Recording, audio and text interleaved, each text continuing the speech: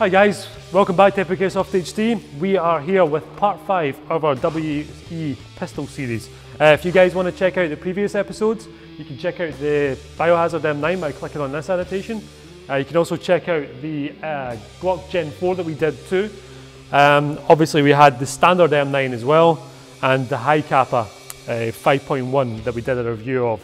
So this one here is episode 5, and it is indeed the WE P226. We did a version of this which was the RIF version. It was the R model, which has a kind of rounded rail. If you click on that annotation here now, that'll take you to that. That was the most accurate pistol we've had on EpicAirsoftHD. So we're kind of excited to see if this one matches up to it. This one is in 2-tone blue. It's blue anodizing, so it's much better than just having a standard painted gun. And it also still has that kind of Parkerized feel to it. So it's very nice from the get-go. The bottom half here is all metal. The grips themselves are plastic, but they're obviously screwed on here, and you can change them out with real steel 226 grips or any TM compatible ones. It's very good to know that. You can start customizing your gun straight away. The two-tone guns that we're doing are UK law. I've explained in the last 4 episodes quite a lot now extensively, but you can click on the link to the description below. You can get a much detailed idea of why they have to be the colour that they are. Alright, let's take this gun out and see how the blowback action works first. Okay, magazine's gassed up and we've got BBs in it. This gun doesn't have as high a capacity as the other guns we've reviewed before. They don't double stack quite properly, but they feed a lot better. So let's see how the blowback action is on this one.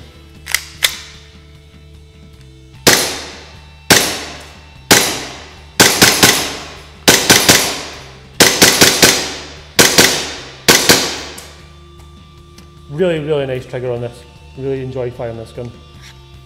This gun actually has the nicest kick out of the rest of the pistols that we've tested. And again, when we tested the RIF version, the black version of this, it was testament to that. It's really hard kick to it. I really enjoy shooting this pistol. It's not too hard that it would be, throw your shots off, but you get a nice controlled recoil on it. And I guess that's a great feature when you're going for realism, especially with a gas blowback. The sights on this are my favourite from the series of the pistols that we've done so far.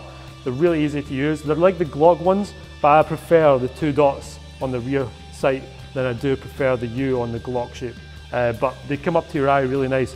Quite annoying thing about the P226 though is it's actually got quite a tall slide, so the sights are up higher than you would normally used to be. But once you get used to that, it's actually quite a good feature of a gun. We'll take the slide off on this one. Sig's probably the hardest one to access. I'm always kind of apprehensive where to line up the takedown lever on this, but we'll get there eventually. We maybe won't.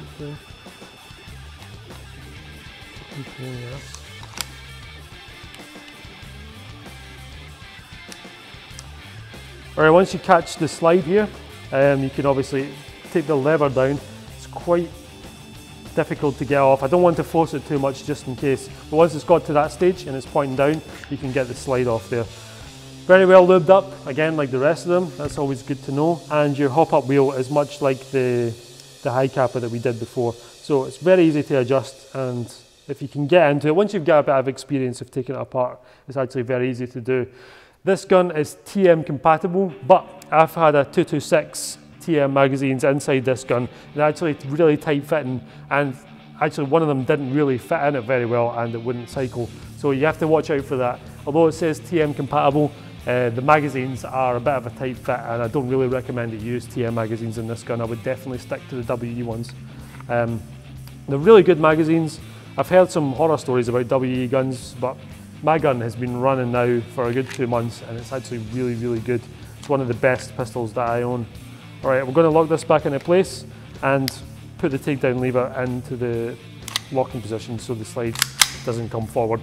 Alright, got it back together again. There's not much I can say about a P226. There's a nice decocking lever on there that obviously decocks your gun, but you've got a double single action. So even when it's decocked, you can pull on the trigger and it'll cycle the gun still. That first shot will be quite hard to do because you've got a bit of trigger pull there before the hammer engages. But once that's happened, all your follow-up shots are from with a hammer back, so you get much crisper trigger pull and much nicer. Cool thing with this 226 is it's got the navy style res on the bottom there, so you can actually get like torches and things on there much easier than you can with the R version. So I'm going to put this next torch on here. Pretty bright little torch. This can be picked up from Airsoft World, so I'll put a link in the description to this little torch here. It's actually really good. I use it in quite a lot of my pistols. Good for blinding your enemy if you want to kind of startle them. I'll show you this in the camera a couple of times. See, the light's quite intense. So, very nice pistol. Let's take it out in the range and see if it's as good as the riff version that we tested before. Okay, on our 30 metre range now, I'll get a target out there, and we are using 0.3 gram BBs in our 226. We're also using green gas, which is the recommended gas for this particular gun. We've already tested a few of the pistols out, and it seems like the high kappa 5.1 has been the best so far. So let's put some rounds down range and see how good the 226 is, see if it compares to the riff that we tested not so long ago. Our sights are on, so hopefully we hit the target.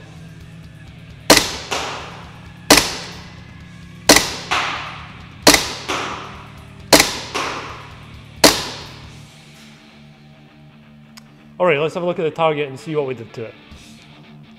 Alright, we just shot the target there with the P226. Guys, if you want to go back to the start of the shooting test, you can click on this annotation up here, and you can go straight back to the beginning of the review by clicking on that annotation down there. It'll stay on this window and not on another one, so it doesn't interrupt your browser or any. Alright, let's have a look at that target then. As you saw with the shooting test, we didn't have a lot of rounds fired there. That was due to us trying to set up and get the sights on target.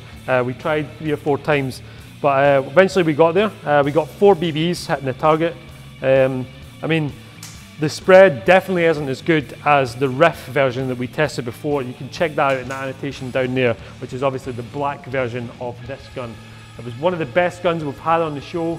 If you click on that there, it'll take you straight to the shooting test on that video. You'll see just how good the gripping was. I had the gun slide apart, and it seems that the internals of this gun aren't really the same as the riff one down there. So I guess that's a contributing factor. This gun's actually cheaper as well, so maybe paying the extra amount of money for the riff one is worth that.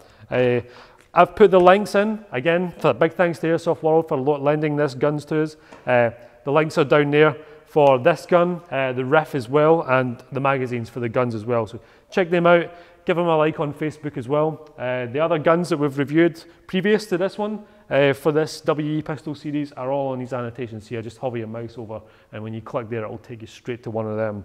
Guys, check ourselves out on Facebook too. We do a gun review every single Sunday, so you click there to subscribe so you don't miss that, and we'll see you next week.